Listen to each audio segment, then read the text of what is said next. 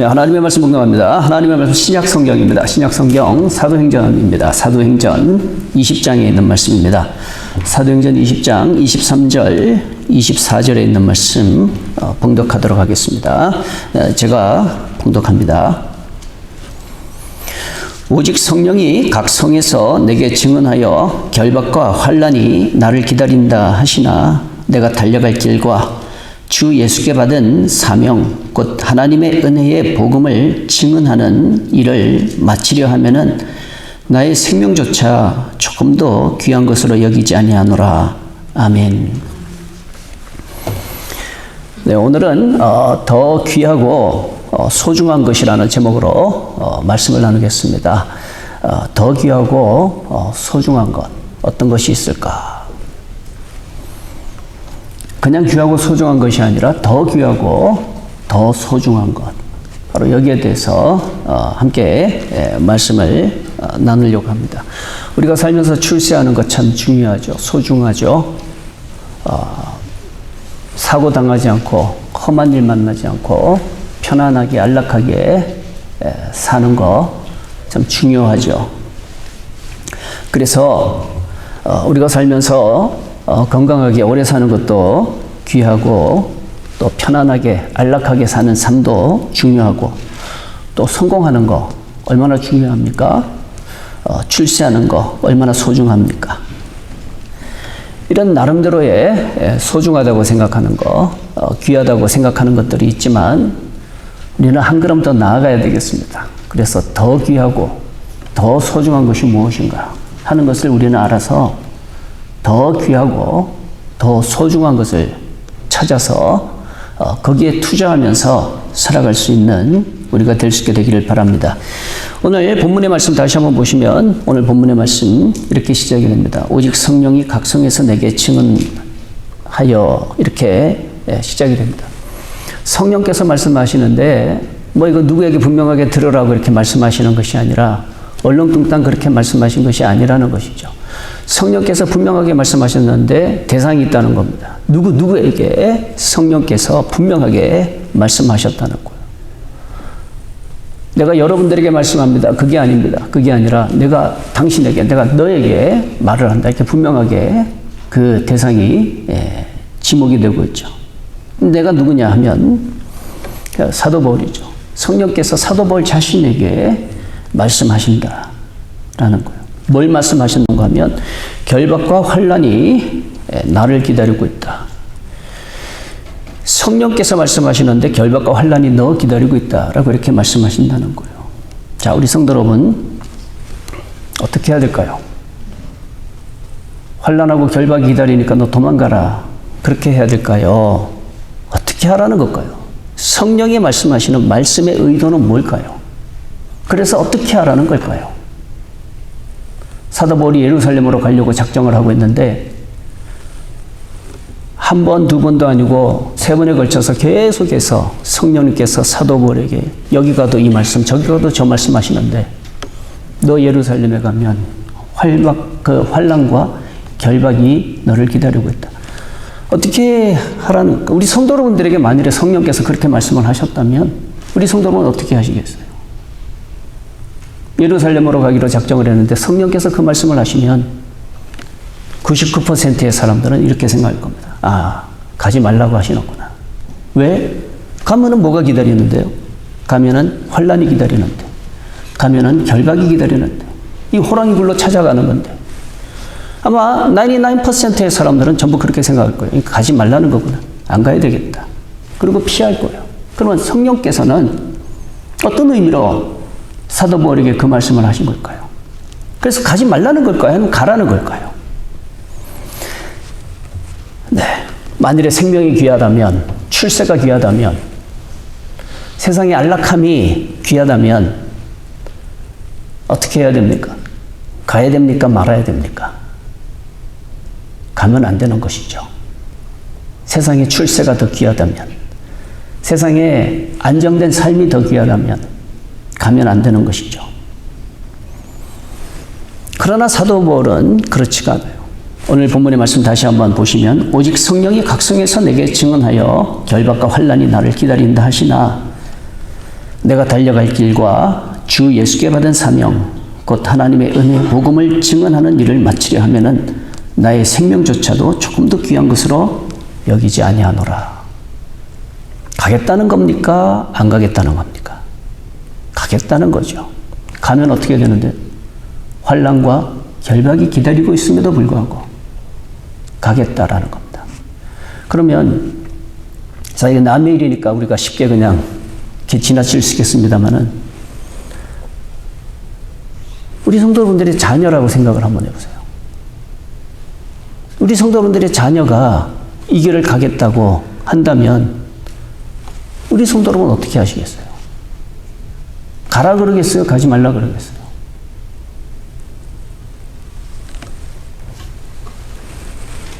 사도벌이 뭐 그럴 일 없지만 사도벌이 내 아내고 내 남편이라면 그럼에도 불구하고 가겠다 그러면 어떻게 하겠어요? 가라 그러겠어요? 가지 말라 그러겠어요? 세상이 전부라면 가면 안 되는 것이죠. 세상이 다라면 성령께서는 가지 말라고 말씀하시는 게 분명하죠. 그러나 오늘 말씀을 자세히 묵상을 해보면 성령의 의미, 성령께서 말씀하시는 그 말씀의 의미는 가지 말라는 게 아니에요. 가라는 것입니다. 가는 길이 어렵겠지만 준비하고 가라는 거예요. 각오하고 가라는 거예요. 그래서 이런 내용을 통해 가지고 우리가 신앙생활 하는데도 많은 도전이 있고 또 가르침이 있는 시간이 될 수 있게 되기를 축원을 드립니다. 그래서 먼저 우리가 생각을 해야 되는 거, 요즘 이 시대의 가장 큰 문제점 중에 하나예요. 우리에게 주어진, 우리가 모르는 가운데 우리들에게 주어진 숙제가 하나 있는데 그게 뭔가 하면 어떻게 해석할 것인가. 인터프리테이션. 이 시대를 어떻게 해석을 할 것이며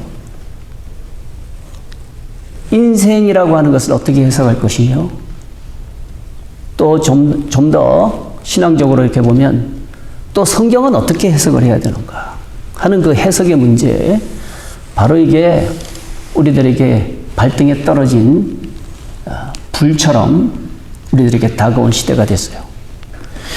요즘 이 시대는 정말 올바르게 해석해야 될 필요가 있는 시대가 요즘 이 시대입니다. 사상적으로 그래요. 요즘 이 시대처럼 애매하고 복잡한 그런 시대가 없어요. 요즘 정치를 보세요. 얼마나 애매하고 얼마나 복잡한지 몰라요. 어떻게 받아들여야 되며 어떻게 해석을 해야 되는가? 어떻게 해석하는 것이 가장 올바르게 해석을 하는 것인가? 우리가 신앙생활 하는데도 마찬가지예요. 신앙생활 하는데도 나는 어떻게 신앙생활을 할 것인가 하는 이거를 우리가 참 중요하게 그렇게 봐야 되는 겁니다. 근데 이 해석하는 데 있어서 우리가 꼭 신경 써야 되는 게 있는데, 하나는 잘못된 해석이 있을 수 있고 또 다른 하나는 올바른 해석이 있을 수도 있겠죠. 만일에 사람들이 전부 다 올바르게 해석을 한다면 세상은 점점 천국으로 변해가겠죠. 그러나 사람들마다 삶이라는 것을 자기 나름대로 해석을 하기 때문에, 그리고 그 해석한 그 해석이 올바른 해석이 되느냐 하면 그게 엉뚱한 해석이 되어버리기 때문에 세상은 이다지도 복잡해져 버렸고 세상은 이렇게 어지럽게 돼버린 거예요. 사람과 사람 사이에서도 그렇잖아요. 내가 저 사람을 어떻게 이해를 해야 되나? 내가 저 사람의 행동을 내가 어떻게 받아들여야 되나? 저 사람이 나한테 이런 말을 했는데, 저 사람이 나한테 이런 태도를 보였는데, 저 사람의 말을 난 어떻게 받아들여야 되며, 저 사람의 태도를 난 어떻게 이해를 해야 되나? 만일에 잘못 받아들이고 잘못 이해하게 되면 어떻게 되겠어요? 그 관계가 올바른 관계가 되겠습니까? 아니면은 그 관계가 끊어지겠습니까?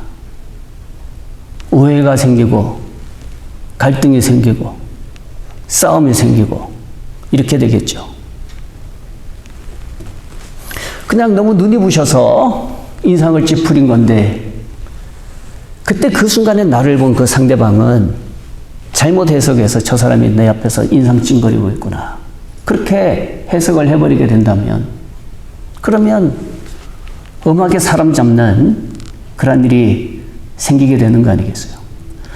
또 반대로 상대방은 나한테 아무 관심이 없는데 나는 상대방이 나한테 굉장히 관심이 있는 줄 알고 다가간다면 그것도 신뢰가 될 수가 있는 것이죠. 신방을 가다가 어느 한국분 같은 그런 분이 계셔서 지나가면서 인사를 하고 안녕하세요 하고 지나갔어요. 조금 가는 뒤에서 막 불러요. 왜 부르나 하고 봤더니 다가와서는 그러는 거예요. 저 아세요? 그러는 거예요. 제가 알아서 인사했겠어요?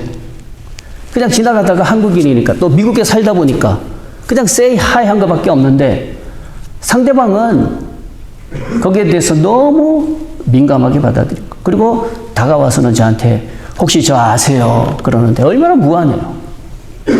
얼마나 미안하고 그래요. 괜히 아는 척 해가지고 분위기 이상하게 됐다.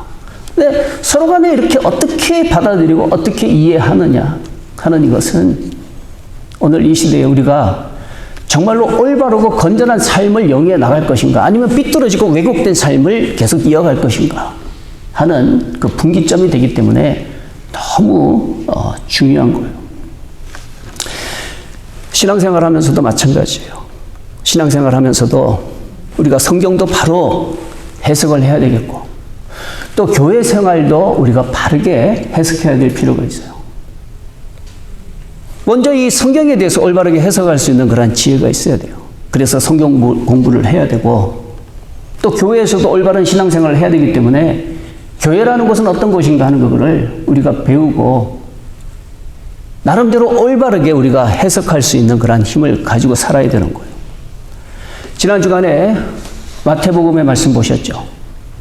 마태복음의 말씀을 보면은 두 아들의 비유가 나오죠.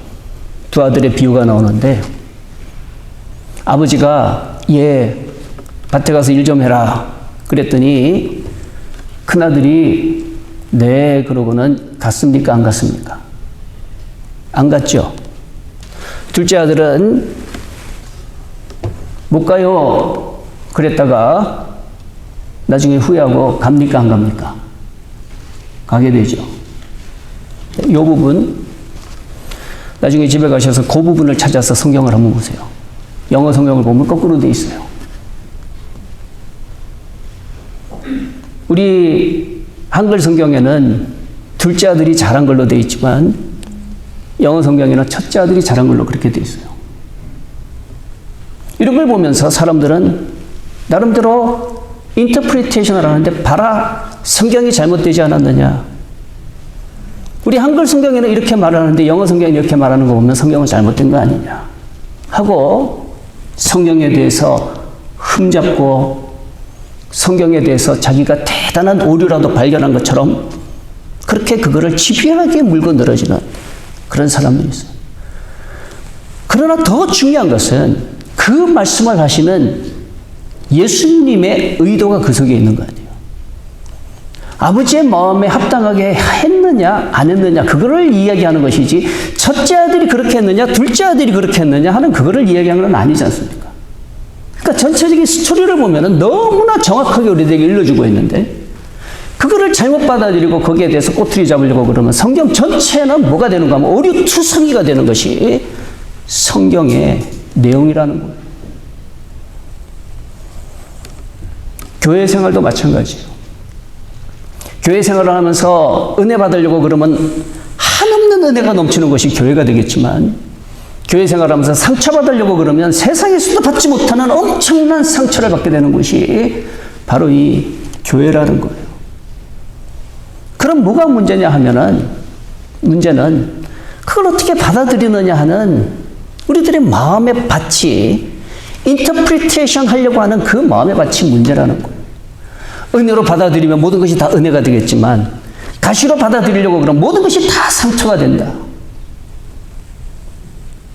그래서 성경을 보실 때도 흠잡으려고 성경을 보려고 그러지 마세요. 신앙생활을 해도 교회 생활을 해도 흠잡으려고 교회 생활을 하지 마세요. 성경을 보면서 성경의 그 내용이 그 중심으로 말하고자 하시는 그 하나님의 마음이 뭔가 하는 그거를 들여다보려고 그러면 성경 전체는 우리들에게 일러주고 있는 내용이 뭔가 하면 하나님이 우리를 얼마나 사랑하셨던가 하는 그거를 성경은 우리들에게 말씀하고 있는 거. 근데 그 하나님의 마음을 읽지 못하면 오해하게 되고 왜곡하게 되고 또 심지어는 반대하는 그런 사람이 돼버린다는 거예요. 한국의 유명한 학자 도울이라고 잘 아실 거예요.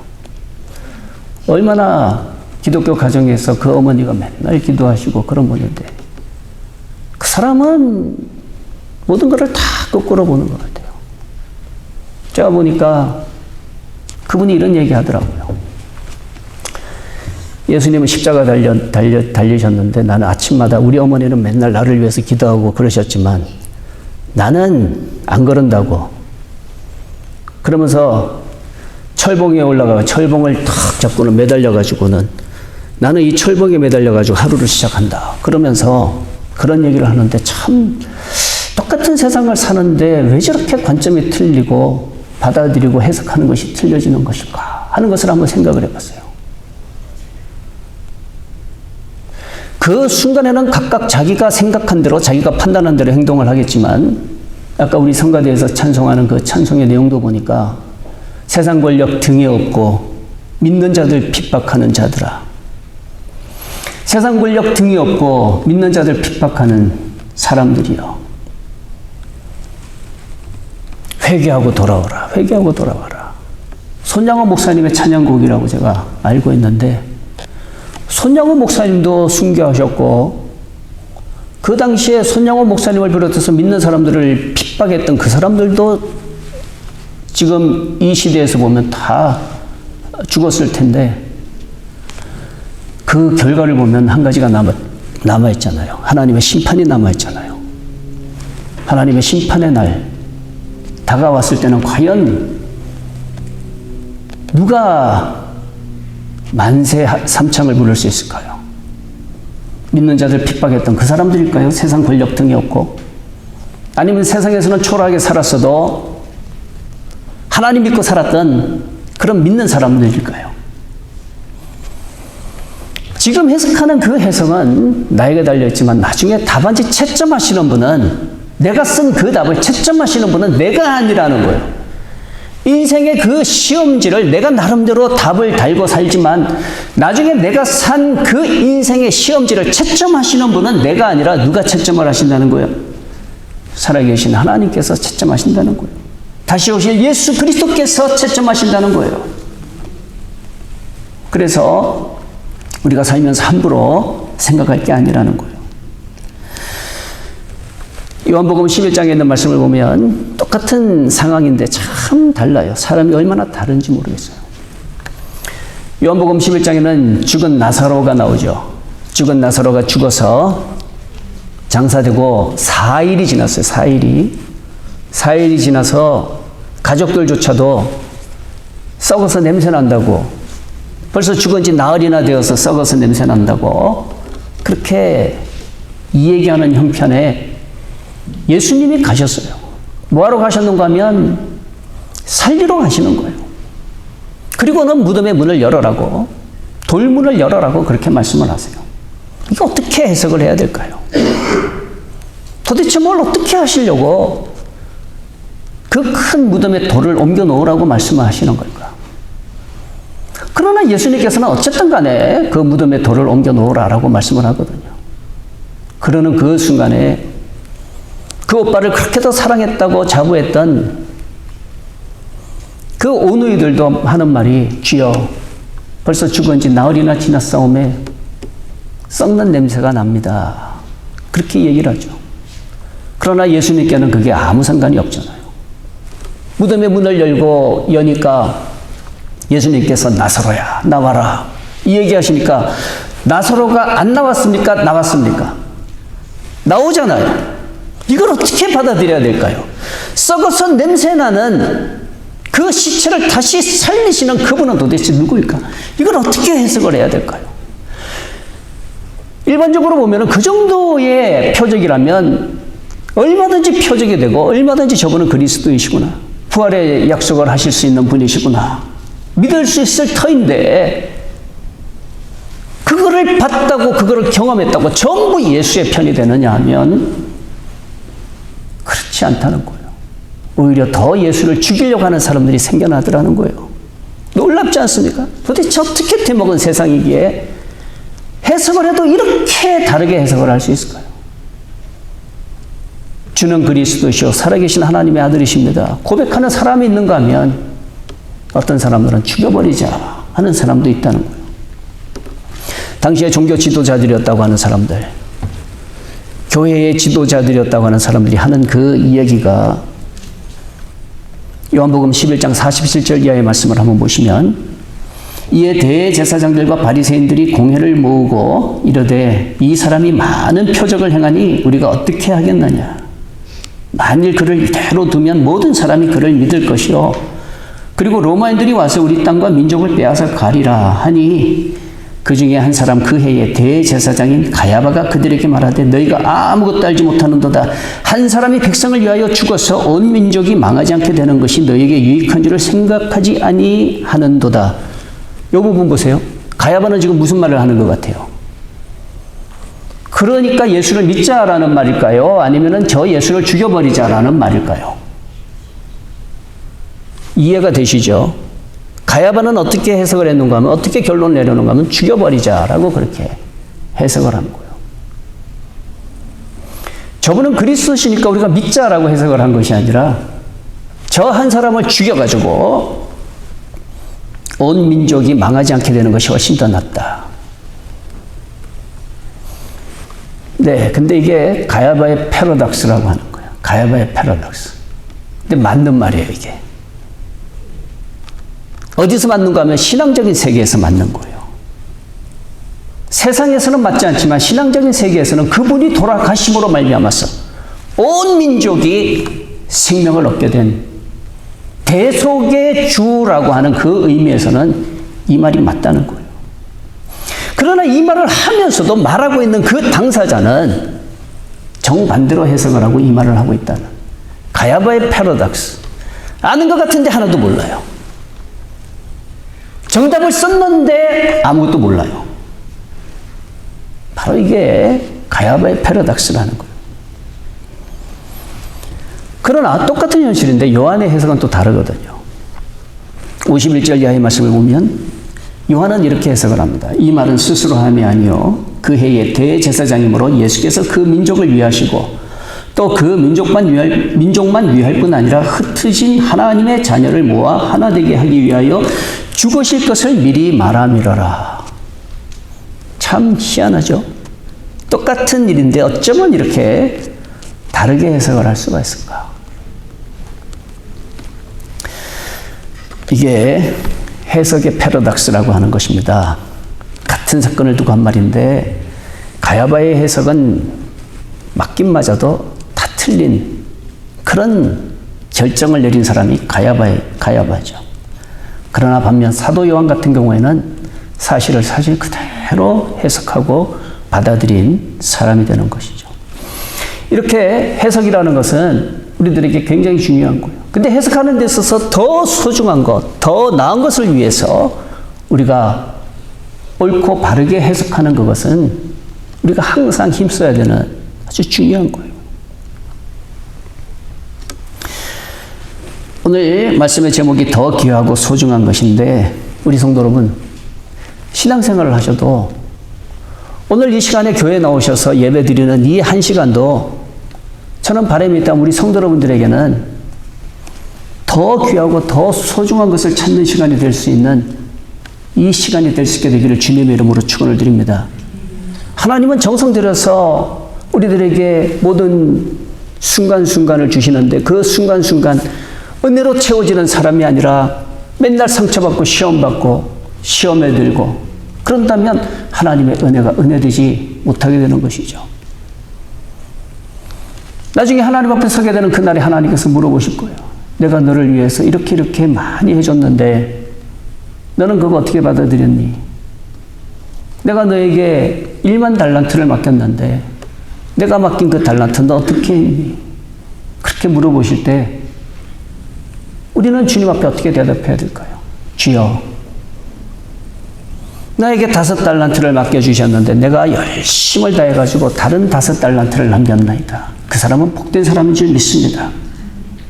그러나 아무리 줘도 주여, 주는 굳은 사람이라서 조금이라도 손해가 볼까 해가지고 내가 땅에다가 묻어두었습니다. 한다면 그 사람은 책망받는 사람이 될 거라는 것이죠. 특별히 그 구원의 문제를 두고 한번 생각을 해보세요. 구원이라는 것은 지금 한순간하고 연결된 것이 아니잖아요.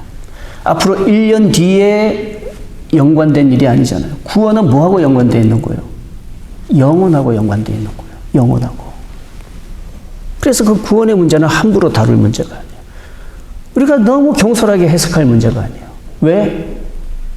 우리가 지금까지 살아온 50년의 세월, 60년의 세월, 70년의 세월 이 정도하고 비교할 게 아니에요.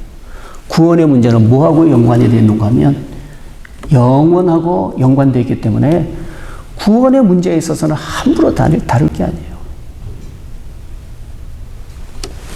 신중하게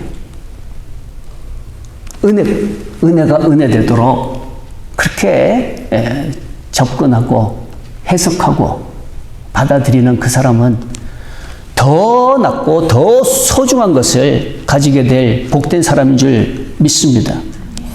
무슨 일이든지 순간의 감정으로 결론 짓지 마세요. 기분이 좋으니까 내가 좋고 기분 나쁘니까 은혜가 아니고 그건 은혜가 아니죠. 그건 감정이죠. 은혜는 뭔가 하면 내 기분에 나빠도 은혜는 은혜가 돼야지 그게 은혜인 것이죠. 내 몸이 힘들어도 내 몸이 고달파도 은혜가 은혜되기 위해서는 아무리 내 몸이 고달파도 그 가운데 감사가 나오는 것이 진정 은혜를 아는 사람인 것이죠. 그래서 우리 성도 여러분, 구원의 문제에 있어서 어떻게 해석을 할 것인가? 하나님은 우리에게 더 낫고 더 소중한 것을 주시기 위해서 우리들에게 말씀하시는데 왜곡하고 오해해서 시험에 들고 또 경솔하게 잊어버리고 그런 우리들이 아니라 잘 해석하고 잘 받아들일 수 있는 우리 모두가 다 될 수 있게 되기를 주님 이름으로 간절히 축원을 드립니다. 두 번째로 우리가 기억을 해야 되는 것은 뭔가 하면 그럼 어떻게 우리가 잘 해석할 것인가, 어떻게 잘 받아들일 것인가, 어떻게 더 낫고 더 좋은 것을 우리가 가질 수 있을 것인가 하는 거예요. 그러기 위해서 조심해야 되는 게 경험에 의존하지 마세요. 우리 성도 여러분들의 지식에 의존하지 마세요. 사람의 생각은 항상 시대별로 달라지게 되는 거예요. 그래서 사람의 생각을 진리라고 그렇게 할 수가 없는 거예요. 아까도 그 패러닥스라는 그 표현을 썼는데 피노키오, 영어로는 피노치오라고 그러나요? 뭐라 그러죠? 알긴 알죠. 왜? 거짓말하면 코 커지는 인형 있잖아요. 거짓말하면 코 커지는 인형. 우리 한국말로는 피노키오라고 그래요. 그 친구를. 피노키오 패러닥스라는 말이 있어요. 잘 들어보세요. 아주 재밌는 겁니다. 피노키오가 이런 얘기를 해요. 자, 조금 있으면 제 코가 길어질 거예요. 그러면 피노키오는 지금 무슨 얘기를 한 거예요? 나 조금 있다가 거짓말 할 거예요. 그 말이 되는 것이죠. 거짓말하면 코가 커지니까. 그럼 피노키오의 코는 커져야 될까요? 그대로 있어야 될까요? 이게 피노키오의 패러닥스라는 거예요. 자, 피노키오가 이렇게 말을 했어요. 이제 제 코가 커질 겁니다. 보세요. 코가 커졌으면 진실을 얘기한 거예요? 거짓말을 얘기한 거예요? 자기 코가 커졌으면 진실을 이야기한 거예요? 거짓말을 얘기한 거예요? 커졌다면 거짓말을 얘기한 거죠. 그럼 거짓말을 한 거예요? 보세요, 제 코가 커질 거예요 라고 했는데 커졌는데 진실인데 진실을 얘기했는데 코가 커져버리면 거짓말이 돼야 되는데 이게 피노키오의 패러독스라고 하는 거예요. 스스로의 함정에 빠지는 게 우리 인생이라는 거예요. 그래서 사람들은 다 자기 나름대로 피노키오의 패러독스를 안고 산다는 거예요. 내가 한 말에 내가 걸려서 넘어지는. 바로 그게 우리 인생이라는 것이죠. 결국 사람은 진리가 아니라는 거예요. 결국 사람은 진리가 아니다. 이번 팬데믹 기간에 막 우왕좌왕하는 그런 인생의 모습을 보셨잖아요. 얼마나 우왕좌왕했습니까? 마스크 안 써도 된다 그랬다가 막 마스크 써야 된다 그랬다가 얼마나 우왕좌왕하고 그랬어요. 글쎄 앞으로 두고 보면 어떻게 될지 과연 잘한 건지 못한 건지 알게 되겠죠.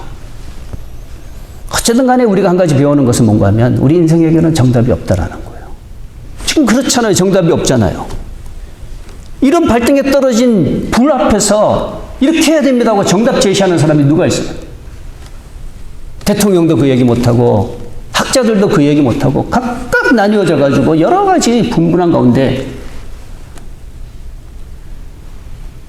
이리저리 막 쪼개지는 것이 요즘 이 시대잖아요. 맞았다고 한들 나중에 지나고 보면 우연이었다. 그렇게밖에 할 수가 없는 거겠죠. 어쩌다 보니까 맞았다. 이런 세상에서 우리들의 경험에 의존하지 말고 나의 지식에 의존하지 말고 이제는 한번 하나님의 말씀 한번 믿어보시라는 거예요. 이제는 하나님의 말씀 한번 믿어보시라는 거예요. 속는 셈 치고 세상 사람들이 말하는 것은 속는 셈 치고 한번 믿어보라는 거예요. 그러다 속으면요. 늘 말씀드리지만 믿어서 손해볼 거 아무것도 없는 거예요. 믿어서 손해볼 거 아무것도 없어요. 우리 자녀들에게 늘 가르치는 게 뭔가 하면 얘들아 믿음 생활하는 거 안에 가장 행복한 게 있단다. 믿는 사람들 만나야 된다. 주일 되면 믿는 사람 만나가지고 같이 교회 가는 그게 제일 행복한 거란다. 그렇게 아이들한테 얘기하거든요. 우리 학생들도 잘 들으세요. 이제 앞으로 결혼하게 될 텐데 결혼할 때 이왕이면 신앙 좋은 친구 만나서 결혼하세요. 주일날 되면은 누구 하나 오늘은 가지 말자 그러는 사람 없이 둘이 같이 오늘은 교회 가자 그러고 준비하고 교회 갈 수 있는 그것이 얼마나 큰 행복인지 몰라요.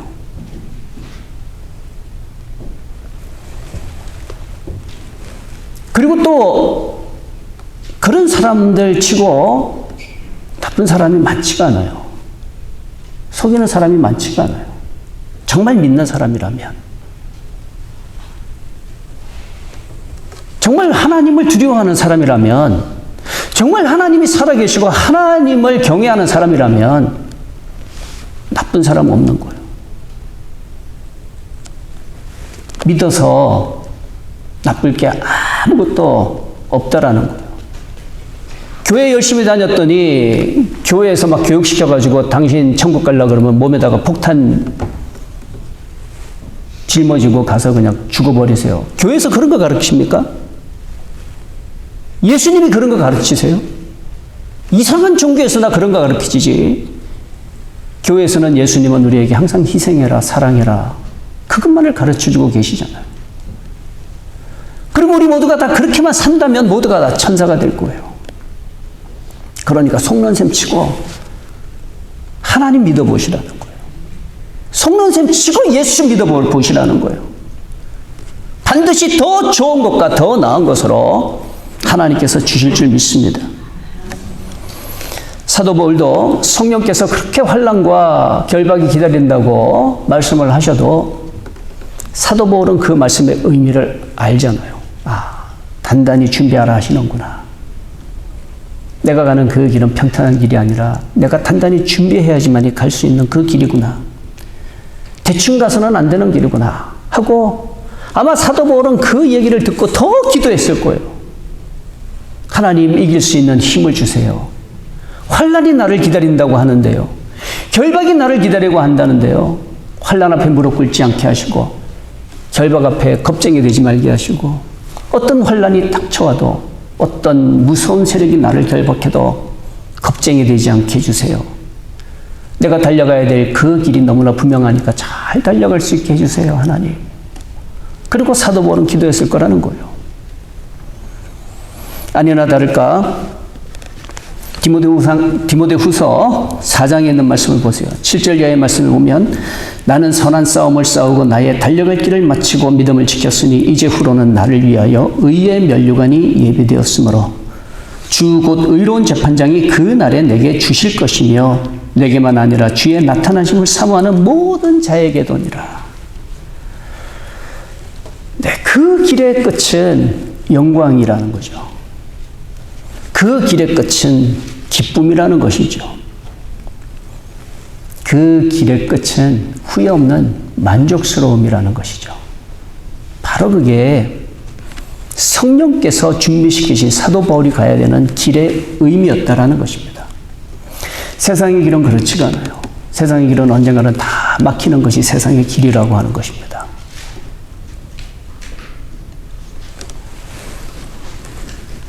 우리도 언젠가는 막다른 길에 막히게 되겠죠. 가끔씩 이런 생각을 합니다. 지금이야 운전한다고 다니지만 평생 내가 운전하면서 다닐 수 있는 것도 아닐 텐데 어느 순간인가 나도 이제 운전하지 못하게 되고 그런 날이 오게 될 텐데 그 날이 오면은 나는 어떻게 할까? 그런 생각을 요즘 이제 문득문득 하게 됩니다. 또 좀 더 그런 날이 가까워졌고 아마 우리 성도분들도 마찬가지일 거예요. 그날은 분명히 찾아오거든요. 그날이 찾아오게 되면 이제 모든 건 내 마음대로 할 수가 없고 성교관에서 교회 오다 보면은 가끔씩 할머니 할아버지들이 타겟에서 종이 플라스틱 쇼핑백에 물건 몇 개 들고 이렇게 걸어오시는 그 모습을 보거든요. 그분들이 왜 그러냐? 차 타고 갈 수 없으니까 좀 더 가까운 곳에다가 집을 마련하고 또 살면서 필요한 생필품들이 있으면 걸어서 그렇게 하고 하시는 것이죠. 본인들이 그게 좋아서 그렇게 하는 게 아닐 거라고요. 사정이 그렇게 되니까 그렇게 할 수밖에 없을 거라고요. 아무리 건강하게 살았다 할지라도 아무리 출세했다 할지라도 어느 순간에 되면은 우리 인생은 언젠가는 연약해지기 마련이거든요. 새벽기도 오시던 한 부부가 계셨는데 어느 날 새벽기도 오시더니 막 이상해요. 모습이 너무 이상해요. 너무나 연세가 드셔가지고 자기도 모르게 병이 찾아온 거예요. 남편도 놀라고 앉아있던 저도 놀라고. 근데 그런 거를 보면서 아, 저게 인생의 길이라고 하는 거구나. 저게 인생의 길이구나. 그런 막힐 수밖에 없는 그 길을 향해서 나아가고 있는 우리들에게 더 나은 것, 더 좋은 것을 주시기 위해서 말씀하시는데 그걸 우리가 마다할 이유가 없지 않습니까? 아무리 환난과 결박이 기다린다 할지라도 더 좋은 것을 주시기 위해서 나한테 준비시키신다면 환난과 결박이 나를 기다린다고 하지만 사도 바울처럼 말할 수 있는 거예요. 내가 달려갈 길과 주 예수께 받은 사명 곧 하나님의 은혜의 복음 증언하는 일을 마치려 하면은 내 생명마저도 조금 더 귀한 것으로 여기지 않는다. 생명보다 더 귀한 게 있다는 것을 그는 발견을 했다는 거죠. 생명보다 더 나은 게 있다는 것을 그는 찾았다는 것이죠. 나는 선한 싸움을 싸우고 나의 달려갈 길을 마치고 믿음을 지켰으니 이제 후로는 나를 위하여 의의 면류관이 예비되었으므로 주 곧 의로운 재판장이 그 날에 내게 주실 것이며 내게만 아니라 주의 나타나심을 사모하는 모든 자에게도니라. 네, 바로 이런 하나님의 말씀 듣고 내가 생각하는 인생의 목표가 아니라 하나님께서 기뻐하시는 그 하나님의 꿈을 위해서 희생하고 헌신하는 것은 결코 어리석은 사람이 아닌 줄 믿습니다. 왜 나만 맨날 고생해야 돼요? 하나님이 안 계시면 나만 고생하면 그거 바보 같은 사람이에요. 그러나 하나님이 계시기 때문에 나만 고생해도 그게 바보 같은 게 아니에요. 자녀 길러보시면서 아시잖아요. 자녀들이 이렇게 크면서 자녀들 사이에서도 조금 더 희생하는 아이들을 이렇게 부모가 보면 그 부모의 마음에 그 아이 어떻게 보여요?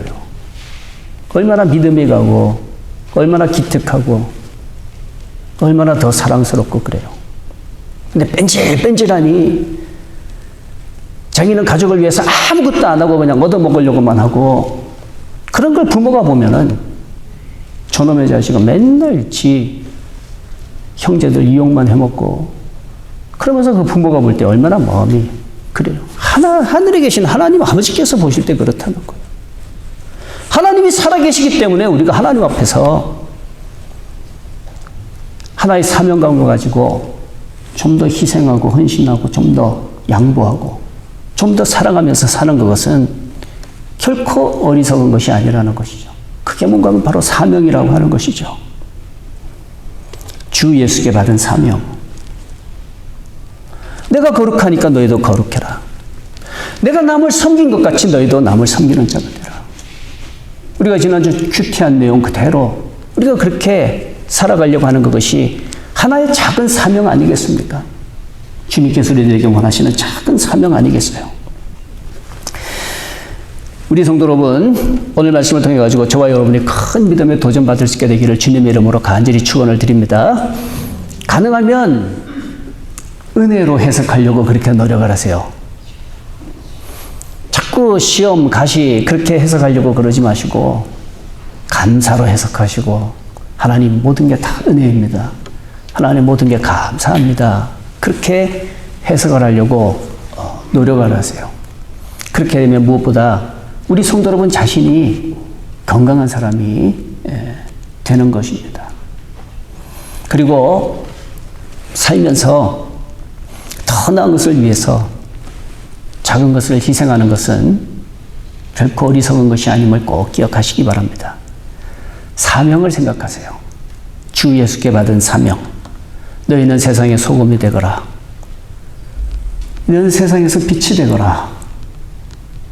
그래서 주님, 내가 녹아져도 내가 녹아짐으로 말미암아 좀 더 만난 세상이 될 수 있다면 하고 녹는 것을 두려워하지 마세요. 태워지는 것을 아까워하지 마세요. 바로 그게 사명이라고 하는 것입니다. 그리고 하나님의 은혜의 복음을 증언하는 그 일이라는 거예요. 그런 여러분들을 보시게 되면 세상에 있는 사람들이 교회 갑시다, 교회 갑시다 그래서 교회 가는 것이 아니라 그런 사람들을 보게 되면 저절로 찾아가게 되는 곳이 하나님의 교회가 되는 거예요. 그래서 삶을 통해서 증언하고 삶을 통해서 하나님 기뻐하시는 그 사명을 잘 감당하는 우리 모두가 될 수 있게 되기를 바랍니다. 기도하시겠습니다.